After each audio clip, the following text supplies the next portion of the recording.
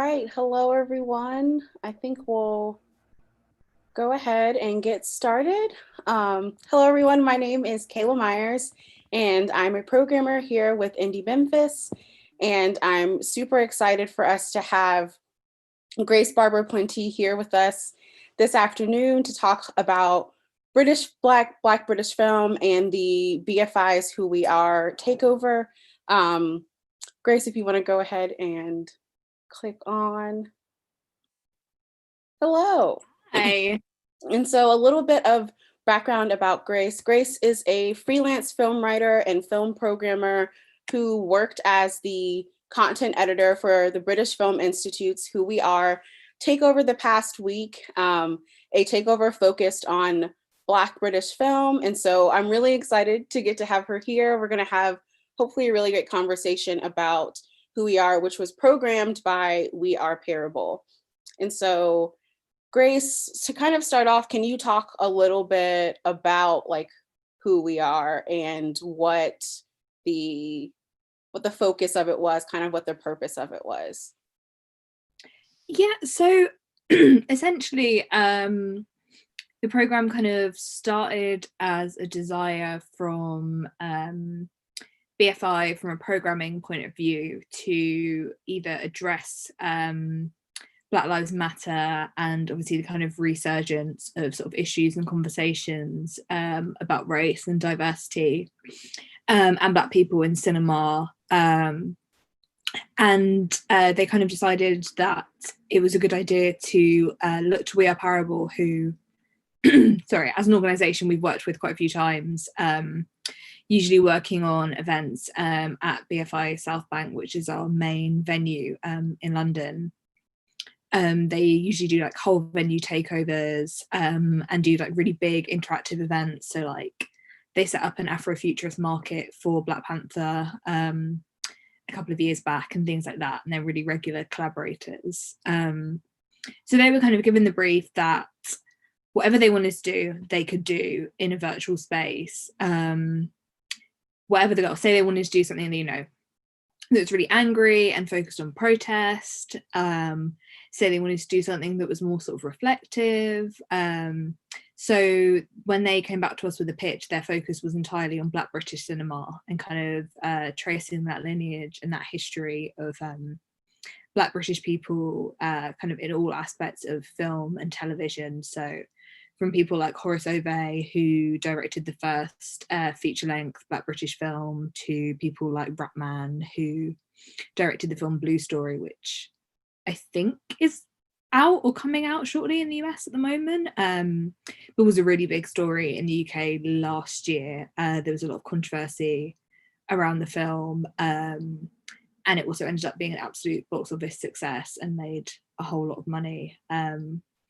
So yeah, they wanted to sort of look at these talents that we've got sort of homegrown. Obviously, there's a lot of conversations over the years about British talent leaving the UK and going to the US. But also there's a lot of talent that kind of stay UK based and stay British focused and just sort of having a moment to highlight, you know, people that we all know really well across the world, and also some very like specifically British people as well.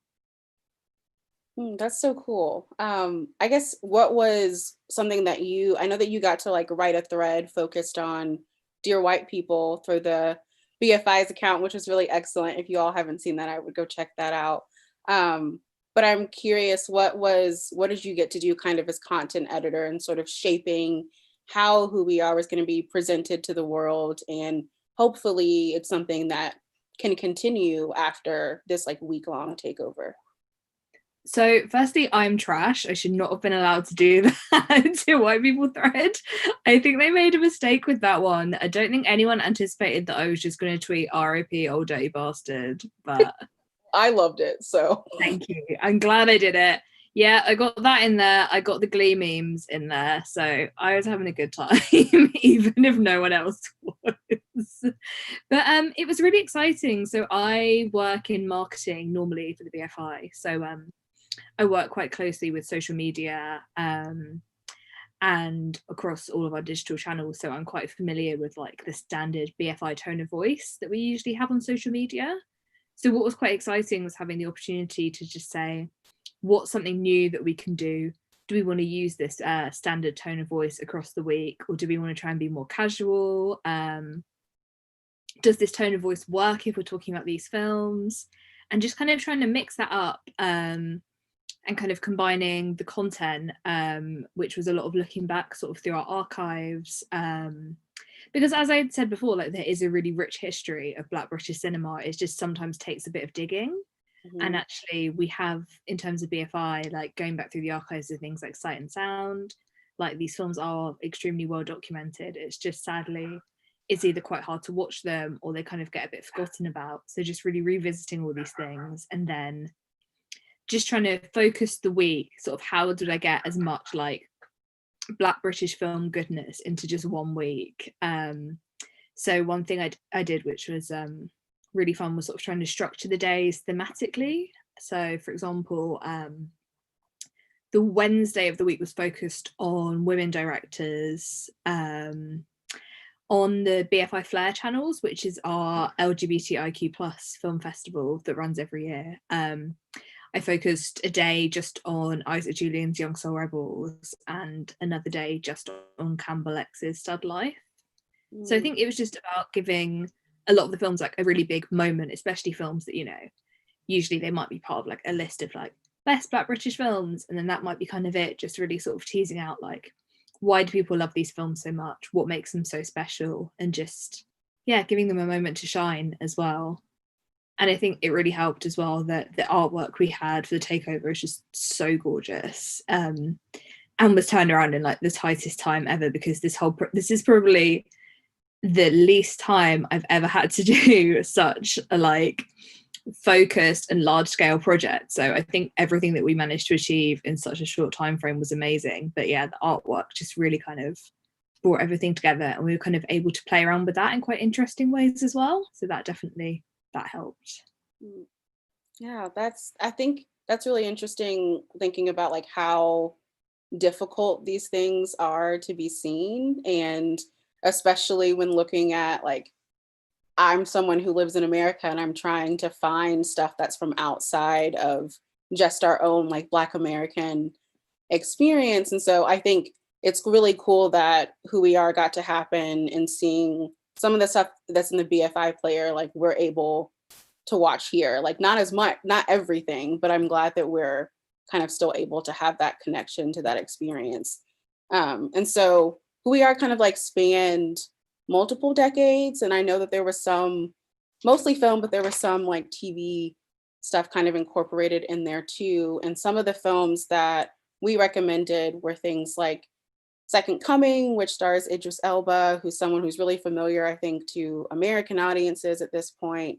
And some Welcome to the Terror Dome and Dreams of a Life, which was a documentary that I had some familiarity, like I was familiar with it in some capacity, but I had not like seen the full thing and heard Joyce Vincent's full story. And I think for me, it was really interesting, kind of how much that story kind of struck me, considering how much we've been talking kind of about care and the care for Black women. And so I kind of wanted to hear a little bit about your feelings on that film and the way that it in particular approaches Joyce's life. And to give context to those who are watching, Dreams of a Life is a documentary that's focused on the story of Joyce Carol Vincent, a woman who unfortunately died in her apartment in London in 2003, but wasn't discovered until around 3 years later. And so Dreams of a Life kind of focuses on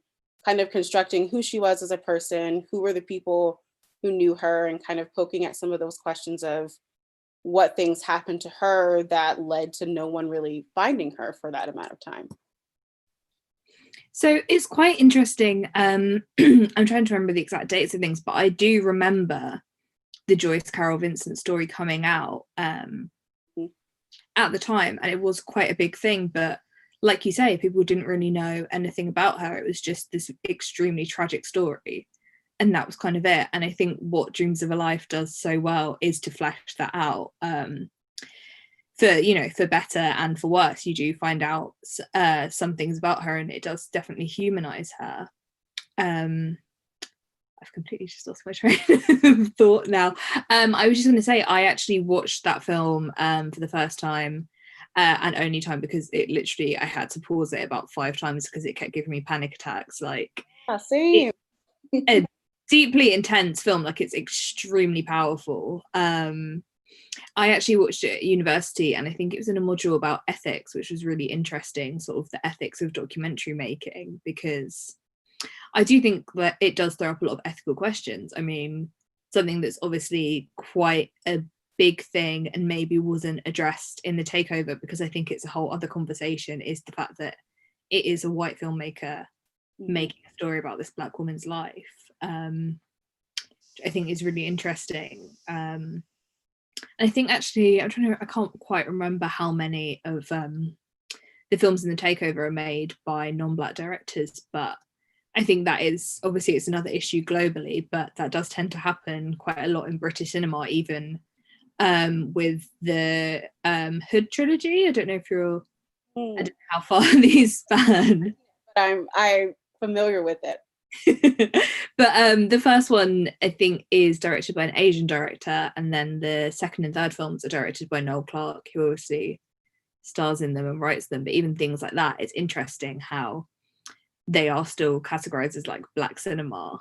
Yeah, which is especially interesting, I think, as people are doing all of these like lists of things to watch to kind of like get an idea of the Black experience, which is a whole other conversation. But it's interesting seeing how many of those films are either directed by actual Black people, or are they made by white filmmakers. And especially thinking about Dreams of a Life and the way that it kind of constructs those reenactments, kind of make a construction of Joyce that, you know, I wonder how she would feel about those. Definitely. And how I'm struck by how lonely they are. And I think that's very much on purpose, because I think the film very much just trying to communicate how much of a mystery she was as a person, but it says a lot about the construction of this like Black woman who obviously had an experience with like abuse and everything, kind of putting it through this lens of how does that show how much care there actually was for her as a person. And that's not to say the filmmaker didn't care about Joyce, but I think it definitely is an interesting question. If this was in the hands of a different filmmaker, how would we be asking different questions? Would we have looked at different things? Because I just kept feeling like there's so much care that just doesn't happen sometimes with Black women, especially Black women who have been abused. And so I just kind of that's why I kind of want to hear your thoughts on Dreams of a Life and kind of those things. And I think that's a very big question that I think we're all kind of wondering in terms of white filmmakers making films about Black people and how elevated those are. Because Dreams of a Life is like much easier to find than some of the other things that I think were available for us here in the States. I guess part of that might be because it's a documentary, and I suppose documentaries do tend to travel globally. I suppose particularly in film festivals, but as well anything that's kind of Oscar nominated or gets that kind of awards buzz instantly becomes easier to watch. But it's really true. It's a really good point. How that, and then I don't even know what else is easily accessible sort of to a non-British audience that's actually by Black directors. Mm-hmm. Well, Second Coming was actually on Tubi, and that was free. So that's one film that I think is much more widely available, and is a really interesting film. I feel like throughout it, I just had many questions about what I was seeing and what was going on, and sort of the relationship that it has to like nature throughout it. And it's the only film that Debbie Tucker Green has made, like only like feature-length film. And I'm so curious. She's an interesting person. Like, she's such an enigma in general, because obviously she's generally more a playwright, and then she just did that film and that was that, and then she just went back to making plays again. It is so strange. Has this like star power with Idris, Mm. kind of like pulling it forward. And so I'm curious about the last tree is also pretty available as well. So that's like really cool that those, I think it's becoming much more, hopefully becoming much more easy to share those things. But yeah, that's so interesting of Second Coming, her being a playwright and then moving into this film that is kind of like mystical and supernatural. It's a lot of like magic realism, which I don't know if you necessarily get as much in British cinema, which I think is quite interesting. But there is obviously a long Black tradition of magic realism. Especially, I don't know if Debbie Tucker Green is of the Caribbean diaspora, but I know like the characters in the film are, and I know obviously like there's so much like mythology and folklore in that. So I think maybe that kind of elevates it and gives it that sort of magic realist like element. Yeah, I wonder how much of it like being a success overseas is because of Idris, even though it's so like, I don't think there's necessarily like a stereotypical like Idris Elba film, like he does kind of hop around genres, but that's probably not something you'd put high on your like films that Idris Elba would probably do list. Yeah, I agree. I was like very surprised because I feel like most of his work that I've seen recently is not in line with that film. So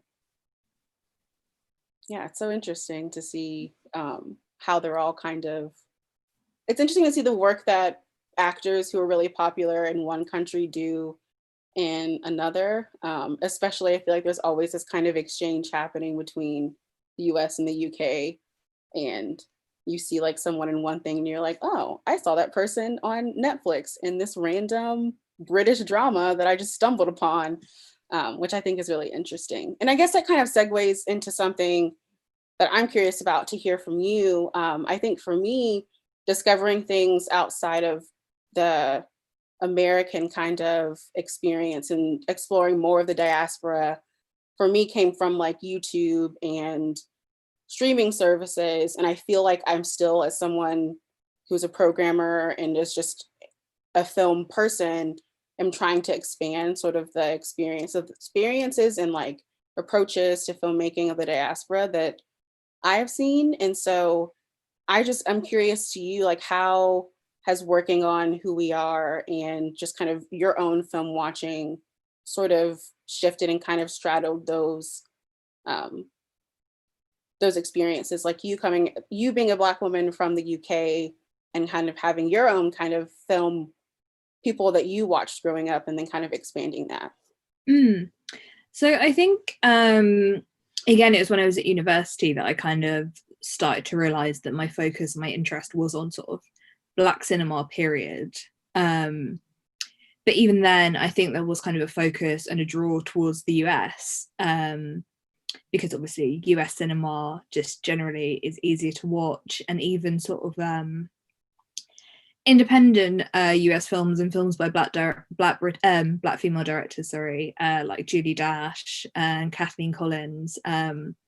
You wait a long time to see them in the UK, but then eventually you do get like, you know, a gorgeous restoration of Daughters of the Dust or Losing Ground. And it's just like a bit of a waiting game, but maybe that transference isn't happening the other way around, which is quite interesting. But I feel the same way in terms of sort of diasporic viewing. Like there's so much Black cinema of the world that I still like feel like I need to watch. I think obviously like African cinema is just so rich and there's just so much of it and there's so much variety that I feel like that's something I've not really fully explored, because I feel like British cinema, Black British cinema, even if I haven't necessarily seen everything, I feel like I have the sort of the knowledge and the history there. And I suppose maybe the same, especially with like Black independent American cinema. But I think it's as well sort of moving out of the English language as well. That's just unlocking so much, because I think, yeah, probably even to a lot of people, they'd be like, oh, Black cinema, like, I don't know about you, but I've seen a lot of obviously lists, and these sort of 2-minute like video essay things that people are making on Twitter at the moment, like Black excellence in cinema. And there's kind of two things that I've noticed with that. I mean, I don't really know, like, you know, how old the people are that are making them, and also I'm like a child, so I can't really be judging people on age, but they are all super recent. Everything is kind of in the last 20 years, and there is such a big focus on US cinema, and it's just really interesting to know, like, I think we know the answer to this, how widely like Black cinema history across the world is being taught. I guess that's kind of the issue, is that it's not really. And I think if someone was to say, sort of name a Black British film to someone, you probably would say something like Blue Story, or even like Second Coming or The Last Tree, or obviously films made in the last, I think they would, yeah, I think Second Coming was in the last decade. It's really interesting. Yeah, I think that's a really good point. Kind of the edits that I feel like we see a lot on Twitter and everything they're all good films, and there's nothing wrong with including. Absolutely. I'm not coming for the edits. I kind of am coming for the edits, but I'm also not coming for the edits. Oh, I'm gonna get cancelled. Okay, this is happening. No, it's definitely, that's a good point, that we don't know how old people are who are making these edits, which they may be not that I'm an older person, but they may be a bit younger than us and haven't had the same sort of, I feel like I had this experience where I got really into, you know, I feel like everyone goes through that kind of phase where you're really into what's considered the classic canon things, and then you start kind of questioning, like, I'm not seeing I'm not seeing things that I feel like I'm interested in, or not necessarily represent me, but kind of are the things that have experienced or I'm more interested in. And you kind of expand and you see more. And I think those edits are definitely often, they're hitting the things that I think have been really well celebrated the past few years. But it really does pinpoint that we're all kind of missing out on so much. And I think that's the beauty of Twitter and following. That's a really weird sentence to say. I feel like Twitter has a very hit or miss thing, but I think I've learned a lot from seeing people highlight, especially the things that have been restored in the past few years, like seeing Losing Ground, which I saw for the first time like 2 years ago. That is something that was totally like revolutionary for me as someone who I just had not seen anything like that. And so that's a very good point. Like, how can we expand sort of people's knowledge of filmmaking and the work that I feel like so many Black artists have been doing for a really long time, especially stuff before like 2010. Like there's a long history within Black British cinema and like Black American cinema and Caribbean and so many other like parts of the diaspora that I feel like we just unfortunately miss out on because we get kind of stuck on these ones that are so celebrated. So and then when someone does become sort of universally acknowledged and admired, it will be, you know, like your Spike Lee's, I guess, is like the classic example, or now in the past 10 years your Ava DuVernay's as well. But that's not necessarily giving space to, you know, like Black LGBTQ people, to, I don't know, I suppose to British voices, to, you know, I suppose different and marginalized voices. Like I think it's amazing the success that Ava has made in the past years, and like Gina Prince Bythewood, Melina Marzoukas, hope I'm saying her surname right, and Lena Waithe and people like that. But I want to see more, and I want to see intersectional identities as well. I want to see more queer Black female filmmakers and things like that. Absolutely. So I guess one thing that I want to highlight about your bio that I really appreciate, that I was telling you before this, is Grace's bio specifically mentions that in terms of her programming interest, she's really interested in focusing on Black women directors and representations of the fat body, and of course, like the oeuvre of Barbra Streisand. But I'm really curious about hearing from you on why those two things in particular are things that you as a programmer want to focus on? And then this kind of second part of that is how programming within the UK and programming within like a British place, like how have you done that? And then maybe what are some things that you maybe have faced in trying to approach things in that way? Mm-hmm. I think I've always kind of been very honest about the fact that I initially started programming from a very selfish point of view. And that's because I wasn't able to get access to films like the ones that we've talked about today. And I was like, if I'm not getting access to them, other people aren't getting access to them. I'm going to have to screen them. And then we all win. We all benefit. Like, I wanted to watch Charles Lane's Sidewalk Stories, and I had like a rare window where it was available to me to screen in my hometown of Brighton. And I knew at the time that no one else was going to be doing it. So my friends and I were like, oh, I guess we're going to have to like set up a film club and do it. So I think it's evolved from screening films for me to sort of feeling like I've gained confidence in my voice and my taste as a programmer, and I suppose as someone that puts the time in and does the research into these things, and is always, I suppose, kind of like keeping this long list of like, you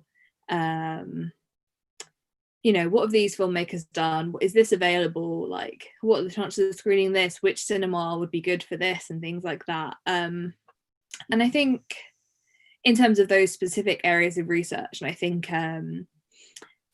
queer cinema in general, and particularly like Black queer cinema, is also super important to me, is because I'm just always looking to see myself represented in cinema.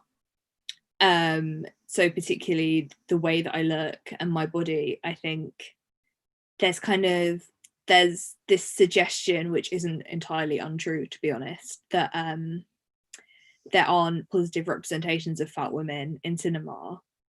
And I think they're certainly limited, but I have, ever since I started actively looking for them and refusing to sort of take no for an answer, and ever since I started believing that there were more representations out there, I have started finding them, whether that's through a lot of Googling or through finding things by chance. So like, I posted on Twitter, I think yesterday, like just 3 photos from films that I'd watched recently, 2 of them not even deliberately, that had some kind of representation of fat women in them. So I think part of that is kind of like a genuine excitement and a love of discovery and a love of kind of finding things. And even though it's exhausting, because I feel so passionately about this. So like with the work that I used to do with my film club, and even just with this Twitter thread that I've been doing during lockdown, where I've just been posting films by Black female directors. I just think these films are out there and people are doing the work. And as we've kind of touched on throughout this conversation, historically, they've been doing the work. And I think it's just about constantly reminding people and just constantly seeing what's out there and just keeping those conversations going. And, you know, there's films that it seems impossible to find at the moment and to watch, and to just really push for why can't we see these films? How do we find them? What can we do about it? And I think that does tend to be a struggle in the UK. So as I said, like, we've been super lucky that there have been restorations made available of Daughters of the Dust and Losing Ground, and Cheryl Dunye's Watermelon Woman in the past few years. But there's so much more, and there's so much deeper, and there's so many other films that just kind of feel like they're in limbo at the moment. And we're just kind of waiting, especially obviously, you know, with COVID and everything, it's really put, you know, who knows what's going to happen with programming in general anymore. But it's just kind of like knowing that there's, you know, not having access to archives. I've seen there's been some really interesting talks about this, about films just kind of sitting in archives and just waiting around and gaining dust. And I think it's just either keeping these conversations going, and just reminding people that these films are out there and just trying to find ways for people to watch them. It's like, it feels like there's a grey area with watching things on YouTube, but and Vimeo, But I have really noticed that ever since lockdown, like archives have just kind of apparently opened their doors, and they're like, oh, do you know what? We're just going to put everything on YouTube now. We're just going to put everything on Vimeo. Like Pauline Smith has just been uploading all of her films, including like Joy Longzo and her like longer artist moving video works, just to her Vimeo page, and not really necessarily promoting them, but they are there. And it's crazy that when you do the digging, it's like, oh, suddenly, just because none of us are able to go to cinemas and to archives and to film festivals, this stuff actually is out there. Sorry, that was I feel like I went on loads of different tangents there. It was a good tangent. There were lots of good things in there. I think I too have been thinking a lot about like restoration and archiving, and how well are we doing that now? Like, what does that look like in our current state, especially when things are digital and not as many films are being made on actual film that you can like store safely and like know exactly where it is. Like files can be all over the place. But I think YouTube is a really interesting thing, because I feel like I have discovered the most random things that are from, especially things that are older. I feel like a lot of older things just pop up on YouTube and you're like, how did you get here? Who uploaded? It's crazy, isn't it? You might look for something for 10 years and then one day you'll be doing a YouTube search for the millionth time and it's just there. Like, I had to go see Tongues Untied in the cinema. It was showing at BFI South Bank last year. I had to go see it twice because I was so worried that I'd never get to see it again. And then during lockdown, it was just on YouTube. I was like, okay then. Do you feel like who we are, and I was reading earlier that We Are a Parable was kind of said on the like page for describing who we are, that they hope this is something that is not just for this like week-long takeover and not just people engaging on our feeds. And I know that with COVID, it's very hard to like think about what filmmaking and cinema and things will look like. But do you feel kind of like hopeful for what this means for Black British cinema, and hopefully kind of expanding people's knowledge of the things that have happened, of the films that have been created like in the actual UK and like by filmmakers from the UK? I hope so. I mean, what gives me hope is that even if the cinema landscape, like the idea of physically going to a cinema and seeing a film, or going to like, you know, not going to see a new release, or going to see a rare one-off screening of an archive film or a Q&A or a panel, even if that's not able to happen as normal for the time being, the fact that we were able to pull this off online and virtually, I think it's a really good start. And obviously all of these things were accessible. There was a fee for some of the films, I think, but a lot of things are available to watch for free. There's a lot of shorts by just like amazing young Black British voices. And as you say, some of the films are available to watch in the US. So I think being able to do that shows that, you know, there's boundless possibilities and ways of doing this, even if we don't necessarily have a full physical cinema space again. And in a way, hopefully these things are sort of bringing people together, and these conversations can sort of be experienced around the world. Like, I find it really exciting that I've been able to attend film festivals, across the world during lockdown. Like, I went to Cannes. I'm gonna go to Black Star. I'm finding it all really exciting. Like, obviously it would be nicer if we could all be together in that physical space, because, you know, we all love cinema and we all love going to the cinema, and that's why we all do this. But I think for now it's a good alternative, but also it is showing that cinema doesn't have to be one thing. And I'm really invested in the idea of creating new cinema spaces, especially virtual ones. So I think it's quite exciting, really. Yeah. I think I'll ask you one more question and then we'll open it up to people. If you want to have a question, you can use the Q&A function within Zoom. And then if you're on YouTube or Ventive, you can put a question in the chat box and then they'll get that question to me, and I can ask it to Grace. So I guess another thing that I kind of want to ask you is, when you think about Black British cinema, what are some things that you feel, and this is going to be kind of a question that generalizes things, but what are some of the elements of it that make you excited about seeing films from Black British filmmakers? Like, what are some of the kind of like things that are more common in those films that you feel like make it distinctly British, which I know is very broad and could be very generalizing, but I just kind of wanted to hear that from you. I mean, I think what I love about Black British cinema is that the films aren't necessarily the same. So I watched The Last Tree earlier, and then I started rewatching some of Second Coming, and even just putting those films against each other, I was like, this is so different, and these voices are so different and unique. The way that these films are shot, the stories they're telling. And then you throw something like Blue Story or Kidulthood into the mix, and that's a completely different thing again.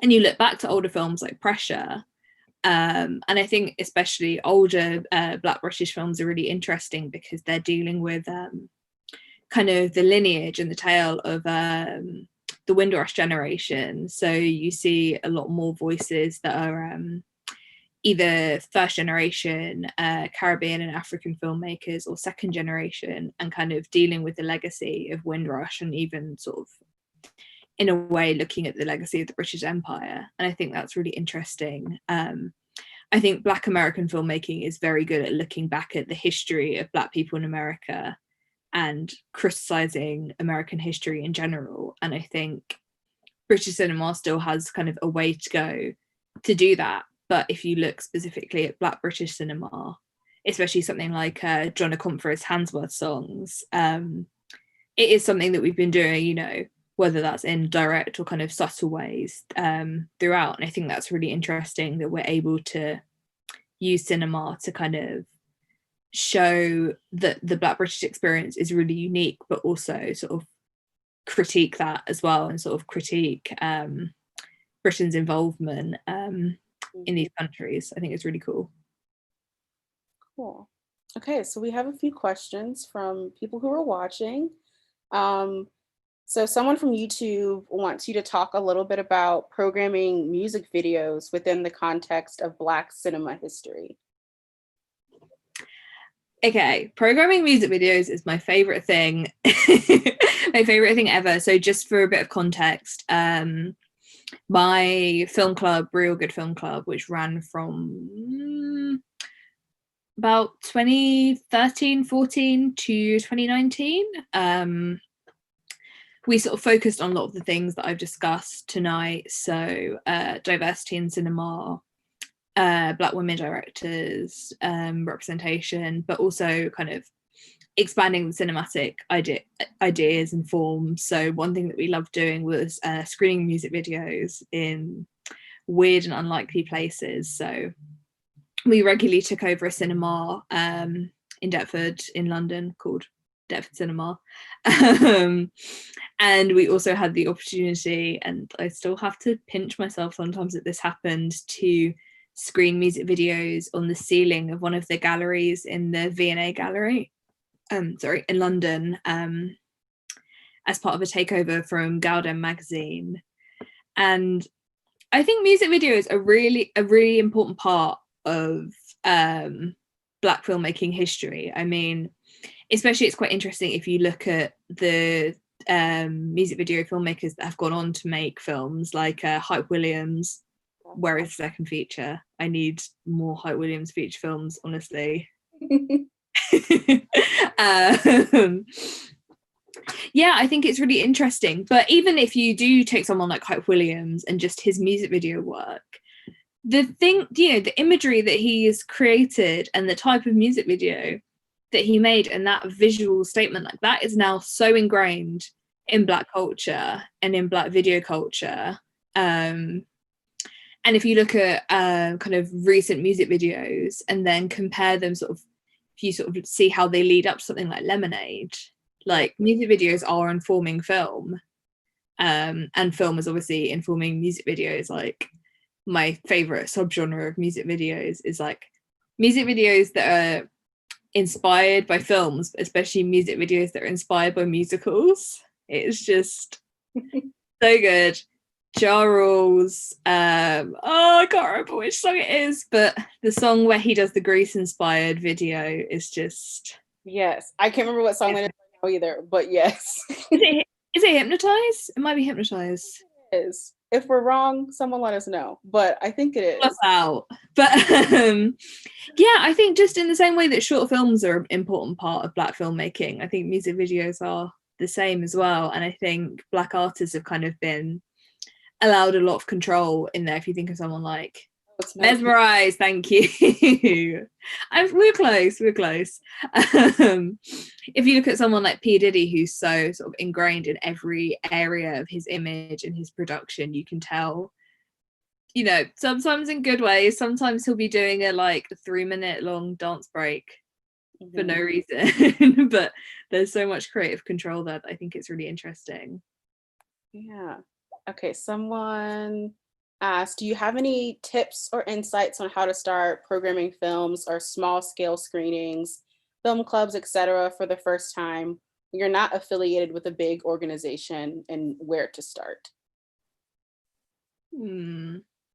I mean, bluffing and just kind of doing it is the easiest thing, but that's not the most helpful advice. So as I sort of said before, I started out of necessity, I guess, and just wanting to do it, see a film screen. But we were also really lucky because there's this organization called Scalarama that runs every year in the UK. I think they might now run outside of the UK as well. But what they did at the time that we were set up is they offered a selection of films in the same way that I think like a licensing agency would do. And they said, look, we've got these films, we'll give you the films for free. You don't have to pay a license fee or whatever. You just have to sort out the venue and things like that. And I think when you're starting out from scratch, having one of those areas taken away, it just makes so much of a difference. Because when we started, we didn't know that you had to it sounds stupid, we didn't know that you had to pay for venue hire and then pay to license films. Yeah. And if a film isn't on a licensing site, then you have to go to the producers, and how do you do that? And it's just I think someone just needs to sit down and do programming 101, because a lot of things, I don't know if you find this as well, a lot of things you don't really learn until you're doing it, I think. Yeah, I feel like I'm learning a lot because I haven't, this is really only my second year programming, and so I feel like I'm learning every day just how much that you have to think about in terms of what if I want this film here, I have to think about who has the rights to it, where can I actually screen it. There's just a lot of questions that you have to ask before you even put the film up on a screen. So I also think as well, something I've been thinking about a lot recently is there's still, even now, there's this representation, this idea that to be a programmer, you have to have, you have to know everything about cinema. But we specialize in very specific things, and we definitely have the knowledge of those. And then, as we both said, we're sort of learning on the go. So I think if you care enough about even a film or an area of cinema, then put it on in a cinema, and then you're a programmer. I think you don't have to, have Cahiers de Cinema memorized back to front. And I think often the most interesting and exciting programmers are people that just are really passionate about it. Really passionate and curious about, I feel like I'm just curious about what I don't know about yet, and I just want to continue exploring that and seeing how that fulfills the things that I'm interested in as a person, because not every programmer is excited and enjoys the same things. Exactly. And that's what makes it so cool as well. Yeah. Okay, we have another question from YouTube. It says, I would love to hear more about Grace's ethics of documentary class and some of the issues that were discussed about dreams of a life. I can't remember, which is really bad. I need to dig out my my notes. I genuinely think I've deliberately blocked out the week we did Dreams of a Life just because of said having multiple panic attacks watching that film. Like, I feel like a trigger warning is needed if you're an anxious person. It will make you more anxious. But I can say, and I think this kind of applies, that ethically, a film that we really looked at is Agnes Varda, oh my god, I can't talk, The Gleaners and I. And that was really interesting in terms of how documentary makers interact with their subjects, and the different types of documentary making and different styles, and whether they insert themselves into the films, how they do that, and things like that. So I think those are sort of all things to consider. And I wish I could remember more, but that's all I've got for now. Cool. Okay, so we have another question that says from Keith, says, what themes are topics are universal in Black films across the African diaspora, including African American, British, Canadian, Caribbean, and South American filmmaking? White people ruining everything. Yeah, I think that's for sure is within all of these. Like, I feel like Black filmmakers are oftentimes like responding, not necessarily always in the same way that I think people often think of, like very deliberately talking about a topic. I think Black filmmakers oftentimes just create, and then in some ways they're always responding to the forces that we are all to face with.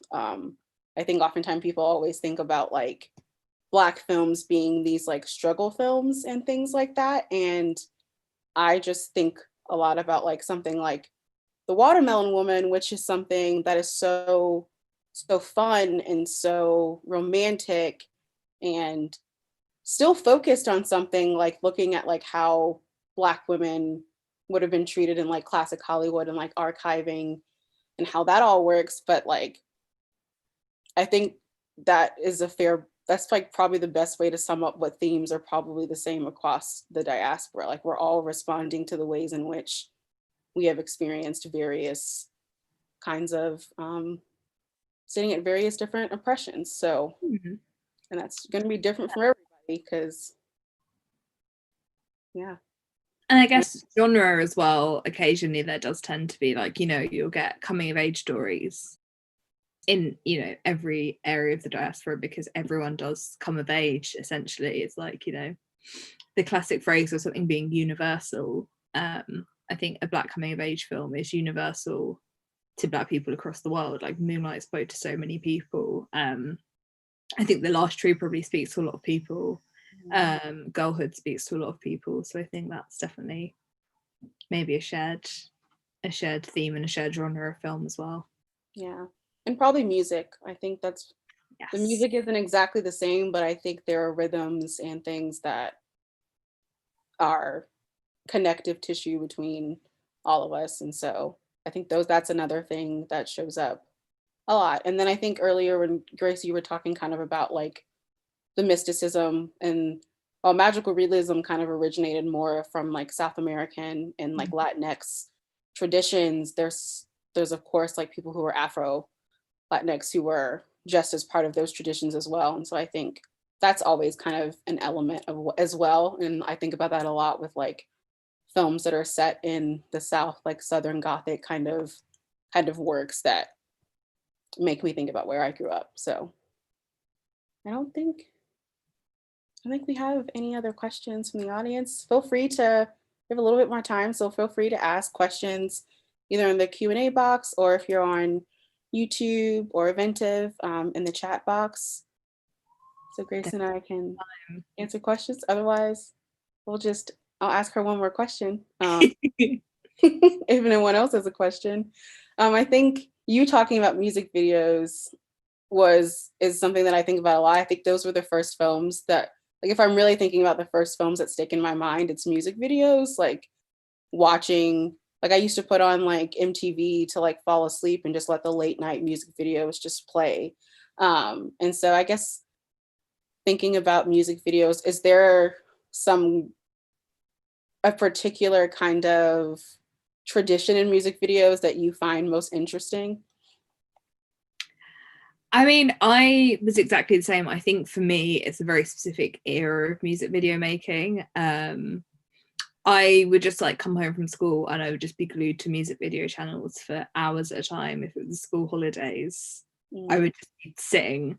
And I think what was so special about the music video channel era is because you were just seeing this kind of like melting pot of genres.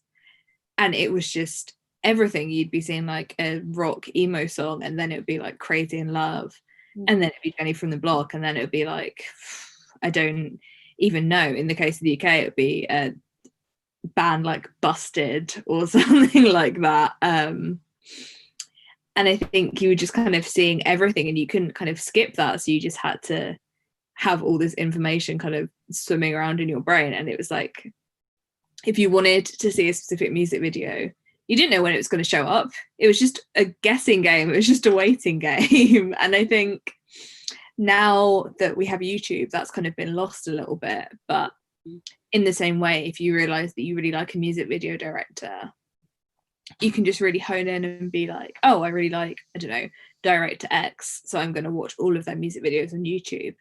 And that's really cool. And that's a really interesting way to like, I don't know, educate yourselves in like the work of a director, I guess, or even something like, oh, I'm just forgetting everyone's names now. Short directors that have kind of then gone on to work on music videos and vice versa. That's always really interesting as well. I think it's kind of like, I don't know, apart from the thing that I mentioned earlier about the links between like music videos and musicals, if I have any other like specific traditions that I'm really into at the moment, other than just always having a time and a space for all Mariah Carey music videos. Yes. Oh, those are excellent. They're so good. It's important. Yeah. It's definitely a very specific era of music video that I think really still sticks in my, I still watch music videos now, but the ones that I feel like I always think about are the ones from like a very specific era where you sat down in front of the TV and just watched whatever popped up on the TV at that random time.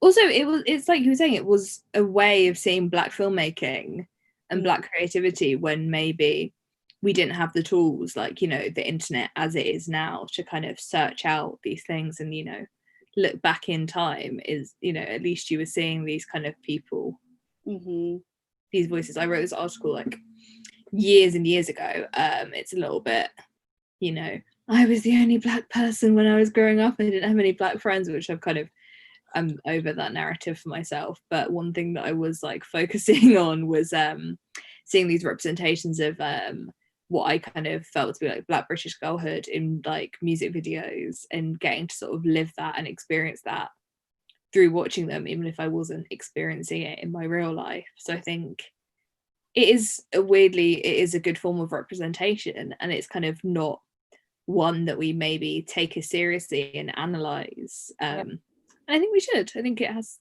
got serious merit. I agree. So we have one more question. I think that'll be the last question. Someone asked, should Black writers and filmmakers utilize stereotyped characters in filmmaking when describing specific aspects of a community that they want to address? That is a big question.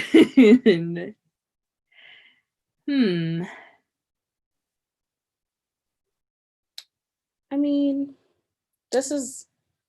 I guess there's, I feel like with this question, if the people that you are like writing and creating are real people and like come from a place of, those are people who, you know, they're like lived experience, that the people who who you're writing and creating for, like, it won't come across as a stereotype to them. Like, I feel like, I don't know, there are certain characteristics and things that, as much as they are stereotypes, they're also like true.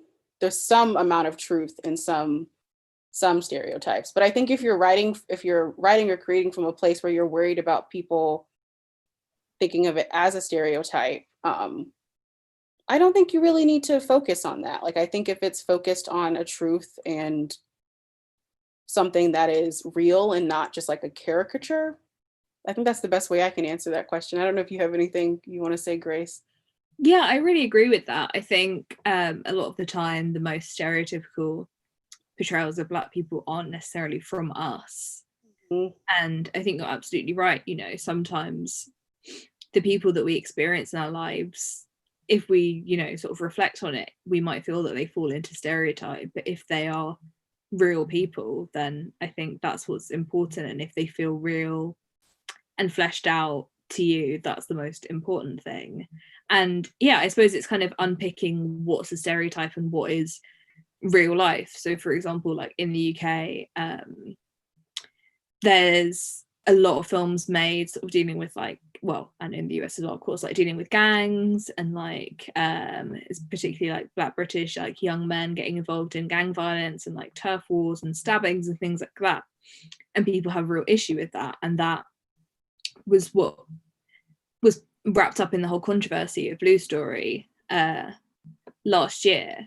But at the end of the day, if it's being told from an authentic voice with authority, I think that can sometimes be enough. And, you know, where these I don't know, I feel like I'm kind of talking myself in circles, but I just think it does basically just stem back to that point that you made, Kayla, that if things are coming from an authentic place, that is the main thing. Yeah, cool. Well, Grace, this was so great. Thank you so much for being here and talking with me. I know that it's much later for you, so I really appreciate it. Yeah, this is like a pre-bed Q&A session, but I'm here for it. It means I've used my brain before going to bed. Exactly. Yeah, I'm really glad you wanted to be a part of this in this conversation. And I hope people have, even though Who We Are is technically over, all the sites and all the site is still up. So if you want to look through those films that were available, I know that I now have like a watch list that is very long. So I'm really excited for that. And I'm really excited to see what you get to program when you're able to be in an actual space again. One day. Also, just to say really quickly with Who We Are, there are some sort of legacy and follow-on events that and just sort of keeping the spirit of this takeover alive that's going to happen across BFI and other channels. So hopefully while the week is over, it's not over in spirit and it's going to keep going, which should be really good. Absolutely. And one day we can all go to the cinema again. So I also want to remind some people about, if you'd like to learn more about Indie Memphis's Black Creators Forum nonfiction grant, there is a handy how-to video in the chat on all of the places where this is streaming. So if you want to watch that and you have questions about the nonfiction, the filmmaker grant, please watch that video. It's hopefully in depth enough to kind of provide you some insights on that application and what you can do. And that is again for local Memphis filmmakers. So Grace, again, thank you so much for being here. And thank you for having me. I hope one day we actually can be in a cinema together. That would be wonderful. All right. Thanks everybody for tuning in. We'll see you next time.